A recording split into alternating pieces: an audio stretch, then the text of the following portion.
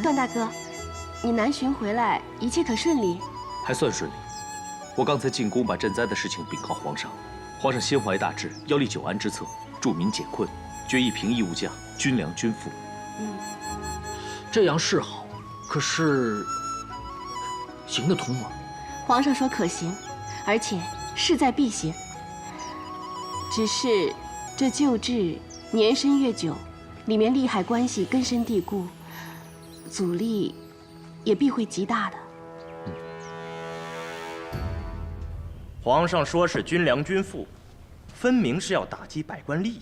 说到底，皇上此举还是要掌握朝政，挑战太皇太后。的确如此。如今皇上以疏解民困为理由，太皇太后怜悯苍生，未必会反对。大人，舅父有事吗？臣启来密报，吉安在河南开了粮仓。岂有此理！河南郡太守陈契，那岂不就是窦太主的夫君，唐一侯的亲侄子？吉安也真是够大胆的。陈契已说明粮仓中是军粮，他连军粮也敢动，才叫胆大。吉安不是去河内视察火灾了吗？怎么去河南开仓？谁命他开仓的？肯定是脚趾擅开呀。舅父，你刚才说这是密报，那么皇上可知此事啊？此事皇上应该还不知情吧？那就即刻行动，时恐有变。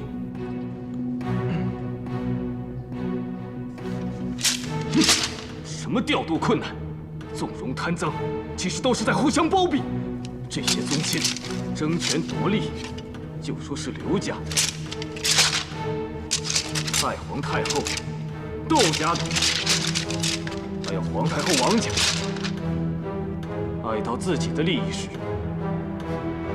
谁还顾念朕这个亲戚？陛下息怒！息怒，这关乎天下安危、百姓生死的事，何以息怒？你们谁都不许再插手！陛下，怎么了？又是谁来求见？要朕体谅这个，照顾那个。是丞相许昌和御史大夫庄清宅，还有宣。参见陛下。参见陛下。丞相拟好新政细节没有？陛下，臣等有要事要询。说。不知陛下派业者结案，持节出使河南，可是？什么河南？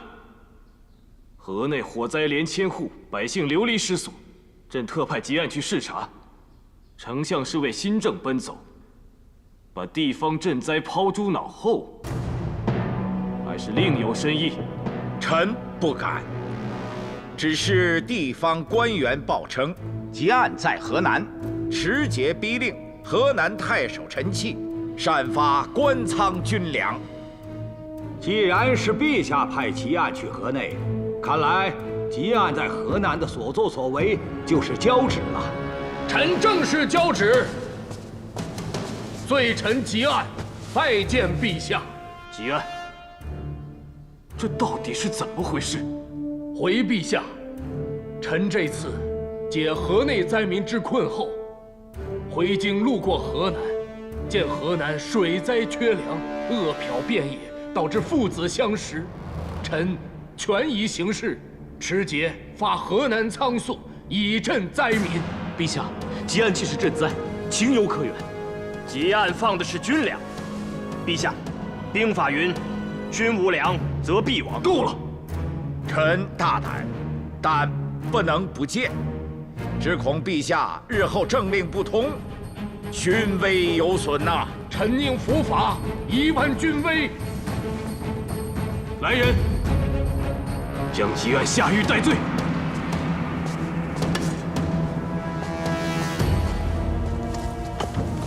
陛下，一个小小的吉案已能随便开仓，若新政已出，货粮周转，朝廷鞭长莫及，恐怕天下官仓尽开，这政令万万出不得呀！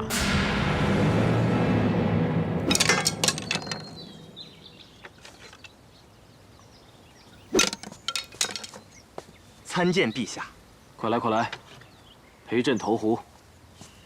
也不知道今日怎么了，手感极坏。就等你给朕添添运气。小臣的手气哪及得上陛下分毫呢？不过陛下，臣倒有一事要向陛下禀告。说，臣闻说丞相准备向东宫禀报结案开仓之事，以此游说太皇太后力阻新政。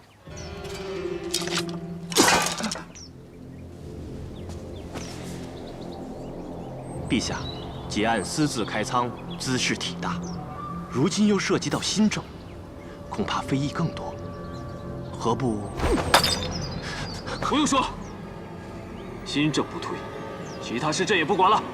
邓弘，传朕口谕，明日不早朝，朝政之事就由丞相许昌和御史大夫庄清宅代理。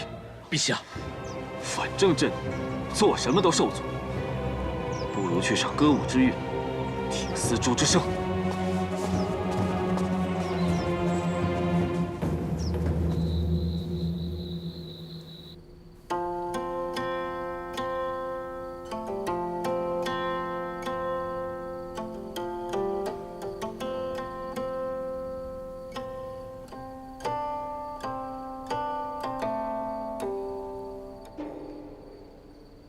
陛下，是子夫琴艺不精，琴音不妙，未能让陛下忘忧解愁吗？要不是你的琴音，朕的怒气早就把朕憋死了。来，子夫。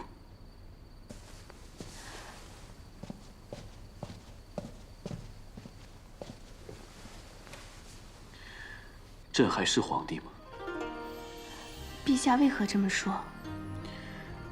帝皇号令天下，管治百姓，可朕这个皇帝却连朝臣都管不了，政令连未央宫门都出不了。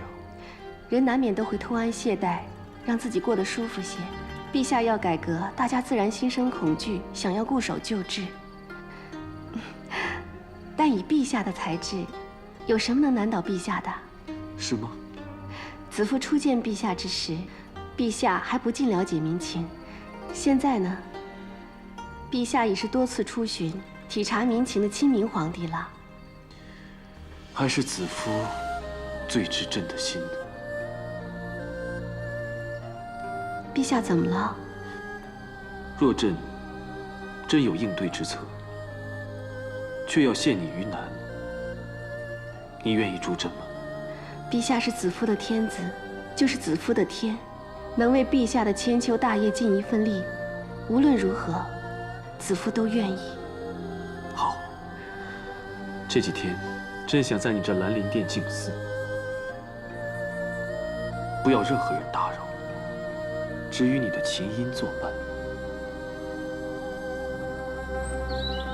皇后，请容奴婢痛传。皇后，皇后，请容奴婢痛传。皇后金安，魏姬，本皇后是来送糕点给皇上的，你让开。皇上正在歇息，奴婢不敢打扰，还请皇后恕罪。莫非皇上身体抱恙？春玲，去传太医令，我要去看看皇上。诺。你敢拦皇后？皇上有旨，静思期间不许任何人打扰，还请皇后先回。若皇上召见，奴婢自当亲赴交房殿请假。你说什么？别以为你得宠就可以得意忘形，我可是皇上的正妻，我要见皇上，岂是你这个下人能阻挠的？给我滚开！奴婢虽是下人，但皇上是天子，也是奴婢的天。皇上要奴婢守住此门，奴婢绝不能退半步。放肆！滚开！奴婢身负皇命，还请皇后自重。皇后乃后宫之首，应该母仪天下，还请皇后谨遵圣旨，以作表率。等皇上出来，看我怎么惩治你！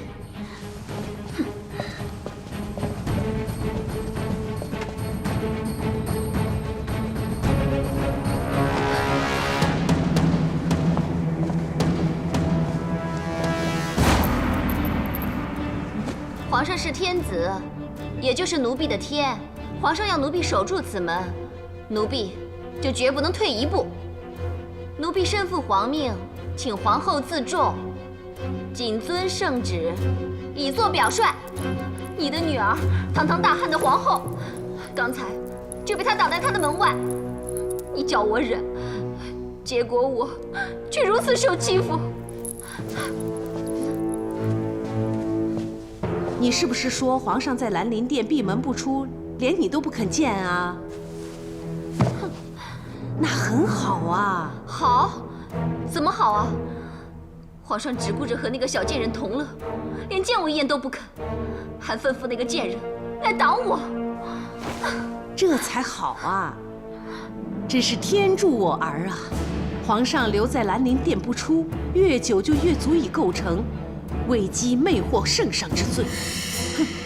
莫西王下，褒姒灭周，女子祸国，素来是历代皇帝甚为忌防的呀。母亲说的是，这件事情要是让祖母知道，看他怎么收场。哎，你可先别着急，还要忍啊！你现在只管好好孝顺祖母，侍奉在侧。再过几天，让人看看哪一个是贤德皇后，哪一个是妖媚姬妾。到时候祖母自会为你做主的啊！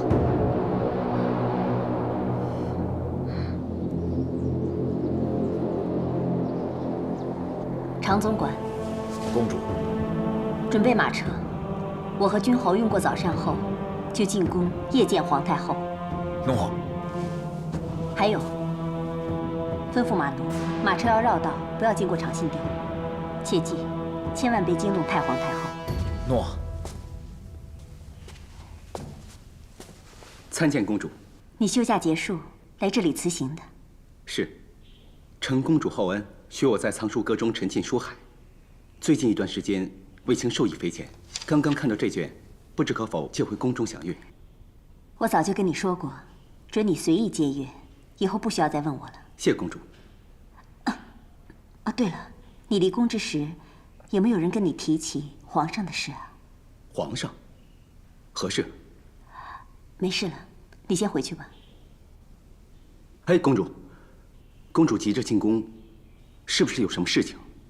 公主特意问了卫青，莫非此事跟姐姐有关？皇上久留兰陵殿，闭门不出，皇太后急召我进宫。前阵，姐姐跟我说，最近先不要去找她，说皇上在兰陵殿议事，不方便让我去。此事一定别有内情，求公主从中斡旋。这件事我自会处理。我此次进宫，就是要看看到底出了什么事。你担心你姐姐，我又何尝不会担心我的弟弟？没别的事，你先回去吧。不用叫医公，你就煮上次的润肺汤给我喝就好了。快去叫楚公主。诺。你怎么了？我刚才出去前还好好的呢。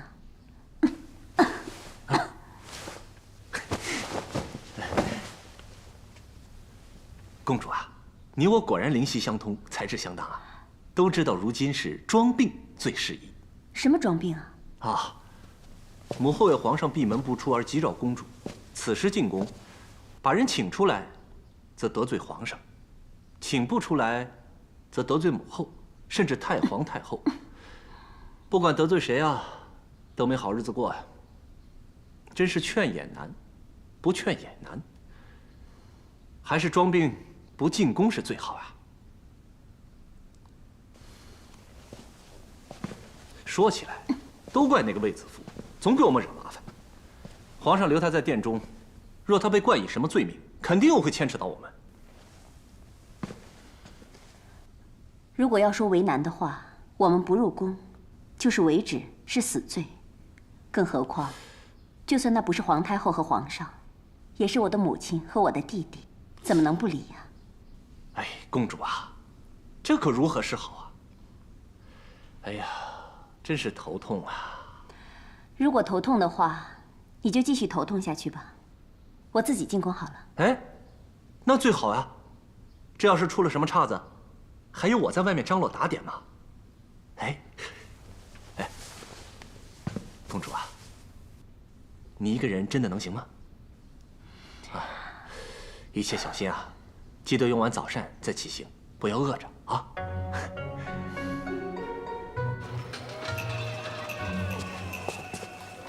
公主，你怎么在这里？公主抱恙，卫青想护送公主进宫。另外，卫青刚去厨房取了一些款顿花露，让公主润肺止咳。你怎么知道？虽然公主强装没事，但是卫青看到公主一直在咳嗽。你是想随我进宫看你姐姐吧？卫青担心姐姐，也担心公主。好吧，走吧。待会儿进宫后，你马上回建章宫，不可以久留，尤其不要去兰陵殿。可是姐姐有事，卫青想去看一下。你去有什么用啊？如果子夫真有事的话，你凭什么帮他？这件事情关系朝廷后宫，且惊动皇太后，你掺和进去，不但于事无补，反而会令此事更加糟糕，对皇上和子夫都有害无益。好，卫青知道了。卫青护送公主进宫以后，立刻回建章宫，不多说也不多问。那就好，走吧。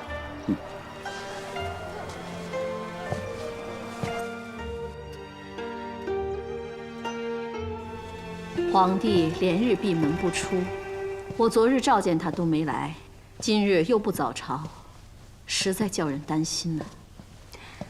皇上心正受阻，应该只是一时之气，所以才会。一时之气，过这几天也该闹够了。禀皇太后，马车已备好。走，去兰陵殿。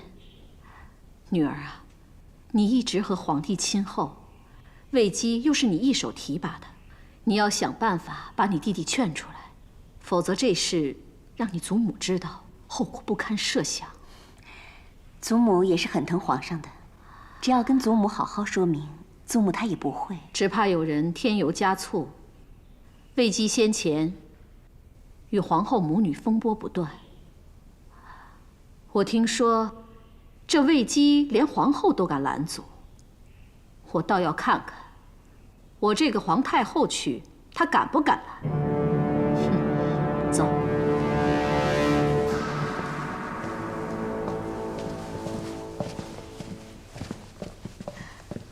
段大哥，你回来了，事情办得还顺利吗？一切都很顺利，就是担心你这里的情况。段大哥放心，我能应付的。子夫，皇太后与平阳公主来了。皇太后驾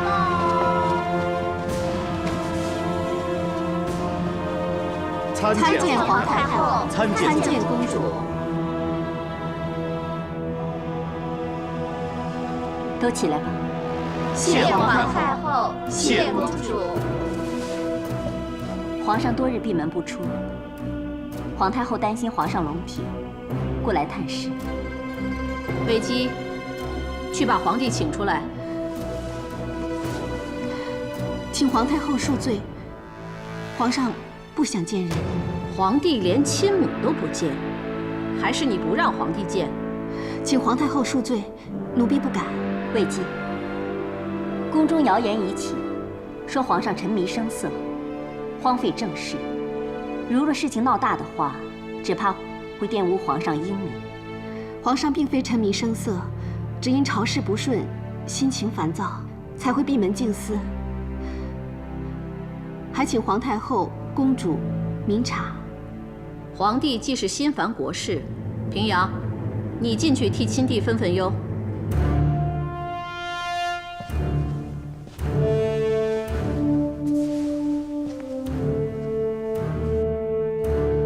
皇上这几日胃口好吗？皇上吃得香，睡得好，身体安康，就是怒气微消。母后，以往弟弟心烦，都是食不下咽，睡不康宁，每每要策马出外，奔跑涉猎才能舒坦，但如今却一反常态。而且，此人乃跟在皇上身边的七门仆射段宏，此刻却持剑在此。孩儿相信，这该是皇上的安排，未必就是贪恋美色。母后，还是等皇上出来再问吧。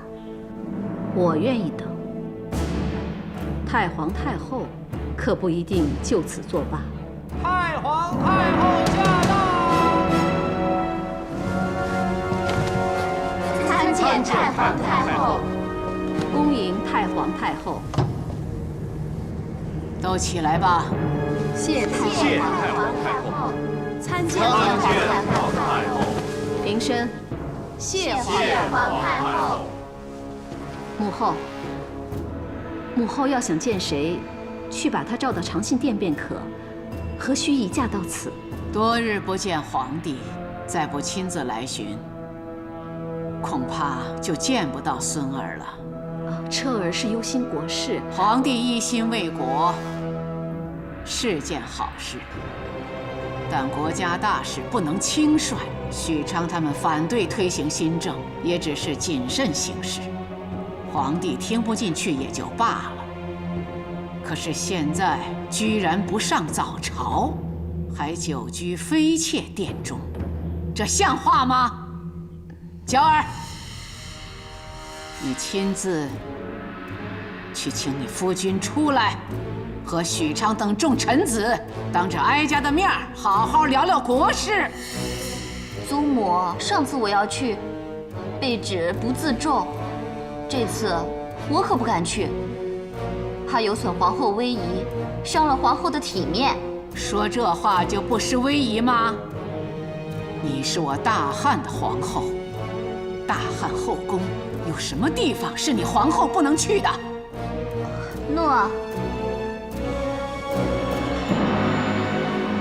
好妹妹，先国而后家，皇上乃一国之君，既然已经下了圣旨，不准打扰，如果贸然闯入，恐怕不太好吧？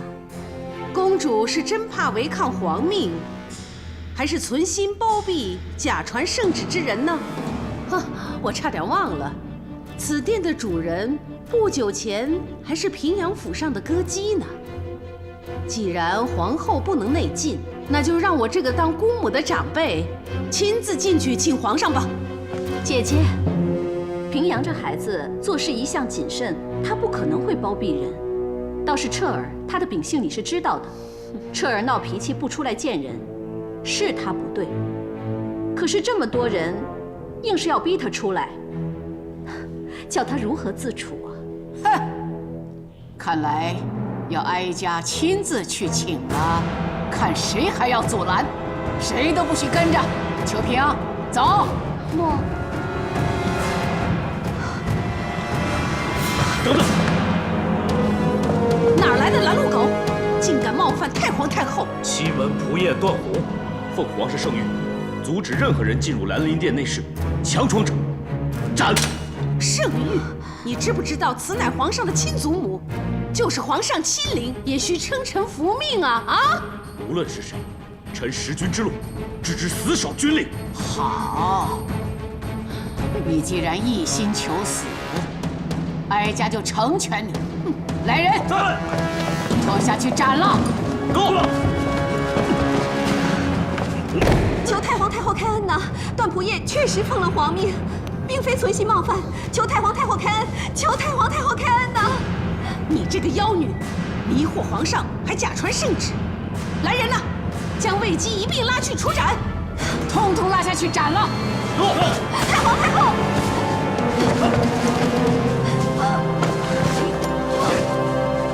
混蛋哥不要！皇上不在兰陵殿。皇帝在哪儿？孙儿在此。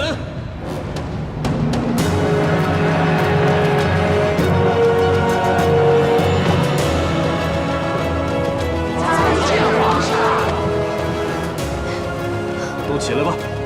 谢皇上。太皇太后吉安。皇太后万安。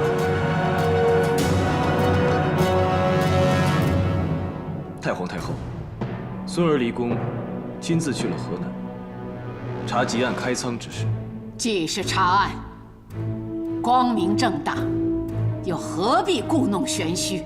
彻儿，这到底是怎么回事啊？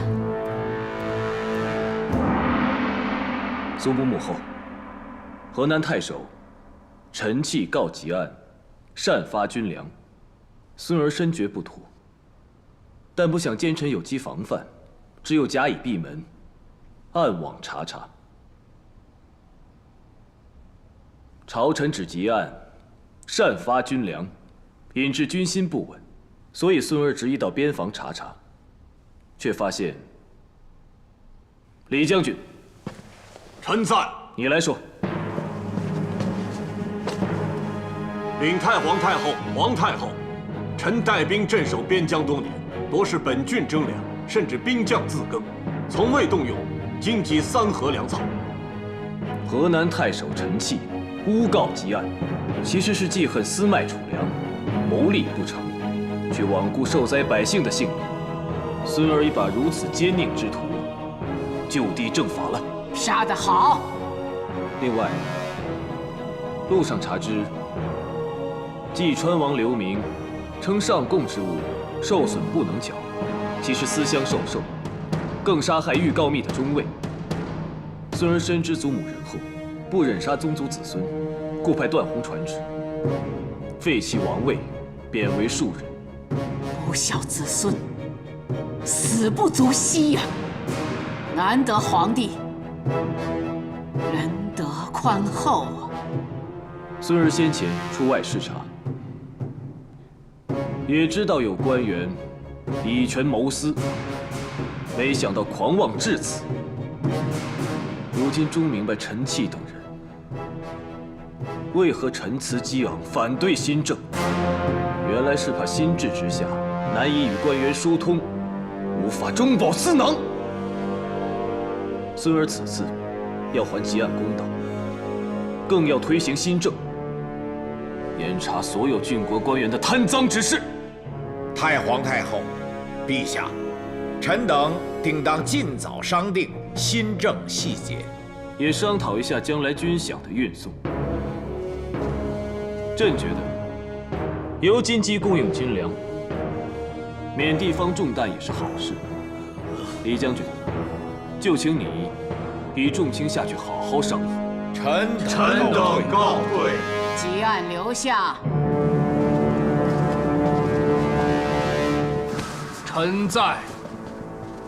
段宏。臣在。魏姬。奴婢在。堂下3人，一个擅自开仓，一个挥剑犯上，一个隐瞒顶撞，又该如何处置啊？其实都是孙儿。哀家不是问你，是问那个连皇后也敢阻拦，哀家的懿旨也敢违逆的人，是不是3个都该死啊？嗯。回禀太皇太后，奴婢以为，一个该赏，一个该放，一个该杀。那哀家问你，谁该赏，谁该放，谁又该杀呢？说！臣以兵刃对太皇太后，罪该万死。臣脚趾开仓，牵连段仆射与魏姬，臣该死。祖母，孙儿让魏姬说。回太皇太后，百姓饥寒则不畏死，不畏死则弑君之危莫如，天下乱之时也。吉案虽交之有过，但其放粮之举，抚黎民于水旱之患，止祸乱于未发之前，显皇上以仁德之名，应记一功，功过相抵，该放。那谁又该赏呢？昔日，宋国被楚国围攻，解阳受晋景公之命救宋，不料途中被楚庄王擒获，反要他复宋劝降，解阳假意答应，脱险后却宁死也要从尽军命，而被楚庄王。简阳坚持承命为信，最终楚庄王赦之，而晋军绝之。今段宏受皇命，背礼而承命，忠君而信诺，该杀。那该杀的，就是你了。兰陵殿闭门拒客，虽是对君上守诺，但欺瞒太皇太后与皇太后却非圣意。奴婢作为臣下，作为晚辈，令两位太后奔波伤神，难辞其咎，该杀。说的合情合理呀，母后。如此说来，吉案是该放，段宏是该赏，哼，魏姬是该杀。祖母，魏姬助孙儿查办奸佞，虽然欺瞒两位太后，却情有可原。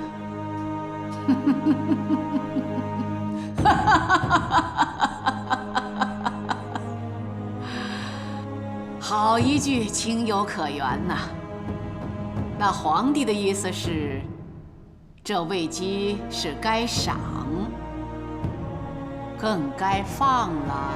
既然只是情有可原，而不合法理孝道，自然该罚。就罚魏姬1年内不予封号，着令继续学习宫规宫礼，以彰显太皇太后仁慈。好，好，好，彻儿，那2个人又该如何处置呢？即按开仓赈灾，功过相抵，迁为荥阳令。段宏冒死守命，忠信可嘉，赏金500。你等3人还不快谢恩？谢太谢太皇太后、皇太后、皇上隆恩。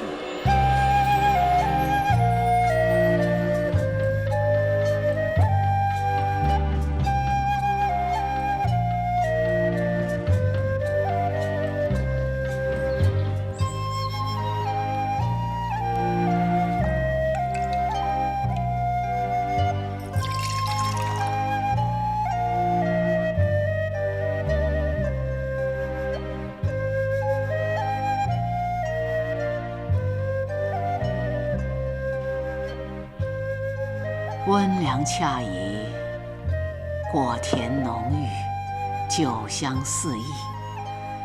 彻儿果然长大了，再不是祖母强拉硬抱都坐不住的毛躁小子了，越来越有人君之仪了。是祖母教导有方。这一口温酒，只是水、火和果肉的交融，尚且要细心慢煮，何况错综复杂的国事呢？祖母是指，孙儿处置以权谋私的陈气和刘明，太过分。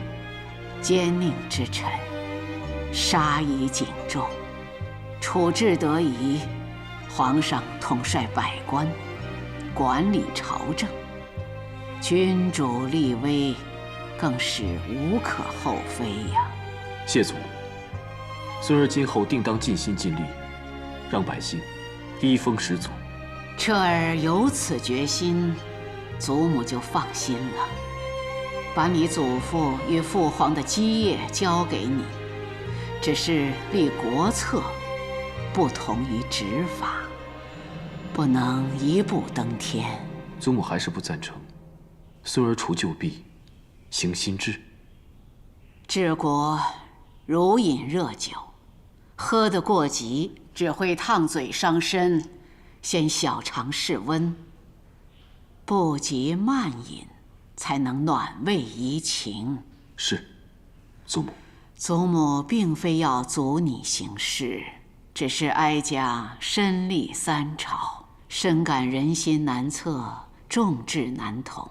为君者若不谨慎，不得百官拥戴，往后的事只会更难呐。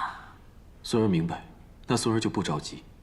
先掌个军，试行新政，行之有效，再广而推之。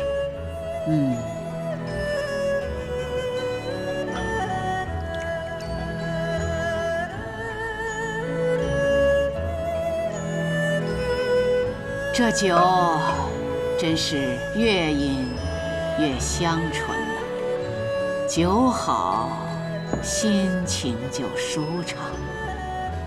哀家倒是颇想听听曲儿了。白明，在。备琴。诺。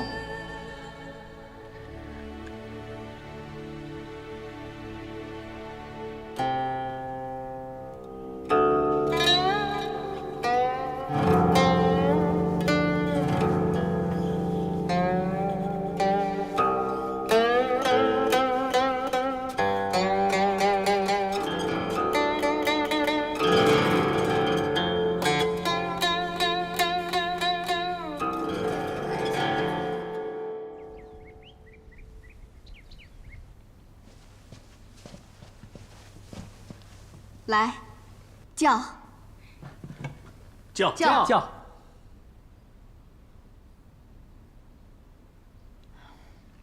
这几天我一直在嘀咕，怎么不用我进起事？皇上既然在，收拾整理不是更需要用人吗？哎呀，原来是这么一出戏呀！说明你这个人信不过，怕你知道了会坏事嘛。你又信得过？你又知道皇上一直不在吗？是我不好，是我不好，是我害大家惶恐不安了。子夫跟段大哥这次能够平安回来，大家就应该好好的、开心的庆祝。今日能够庆祝，最要感谢的是段大哥。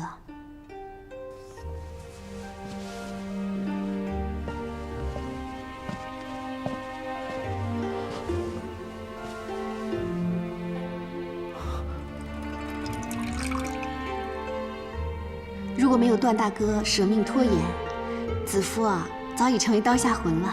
我只是受了皇命，都是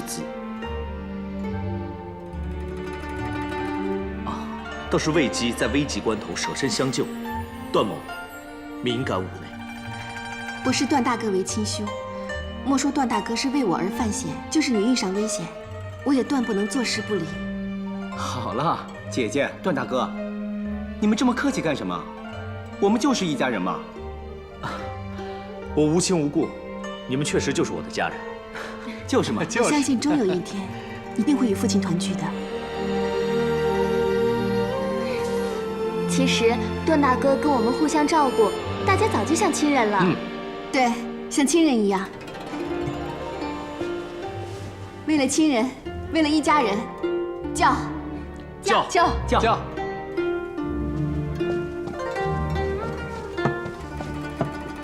魏姬，皇上召你现在到飞长殿见驾。有劳了，我即刻过去。如今皇上才是我们子夫最亲的人呢。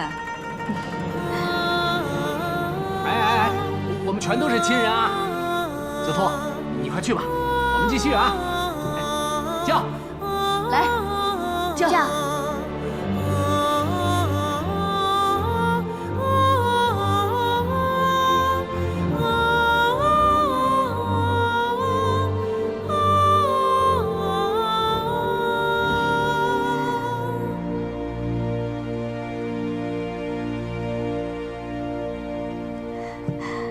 虽然暂时没有正式封号，但喝过这杯酒之后，你我就是夫妻了。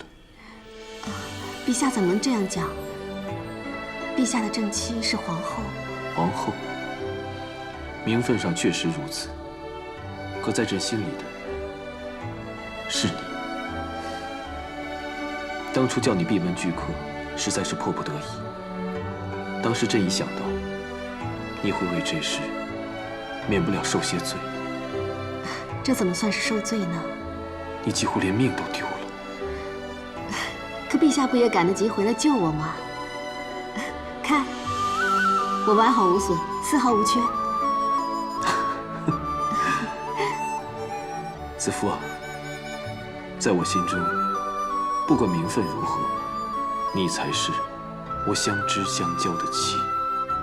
皇后是皇帝的正妻，而你，但愿与你放下身份，做一对朴实绵长、互相扶持的平凡夫妻。朕出宫体察民情时，见到有老妇将罗英视为珍宝，舍命相护。细问才知，民间视此物为女子出嫁的象征，我就念之事做了一条送给你。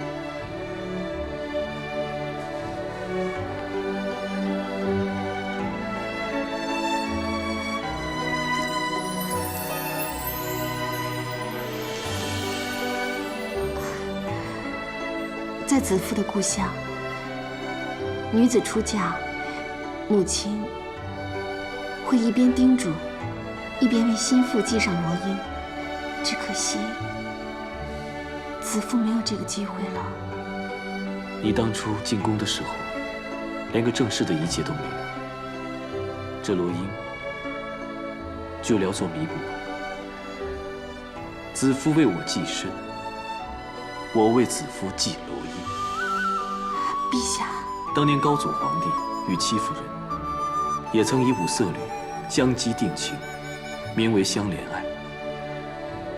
送你此物，也是以一缕细丝，尽系你我一生情分。但愿执君之手，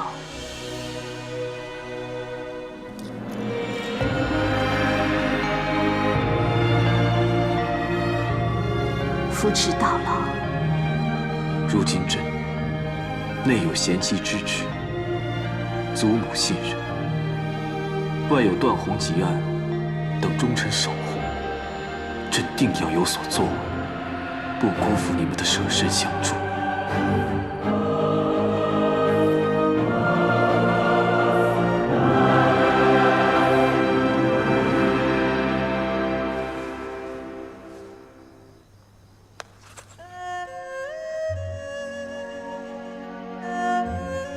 段宏哥哥送给你。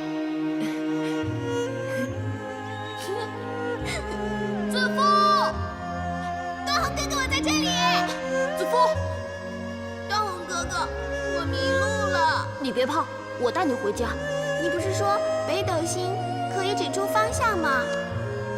可是现在看不见星啊。虽然没有星，但是我可以当你的北斗星啊。好啊，走。走。我视段大哥为亲兄，莫说段大哥是为我而犯险，就是你遇上危险，我也断不能坐视不理。为了亲人，为了一家人，叫！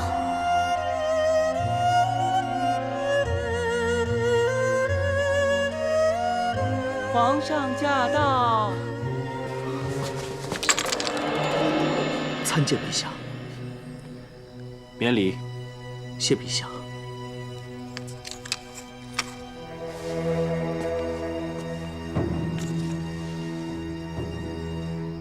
段仆爷将这发丝细心保存，必有什么特别意思吧？莫非又是什么民间习俗？是。民间习俗还真不少。看此发丝，有粗有细，非一人所有。难道是与夫妻情缘有关？是男女定情之俗。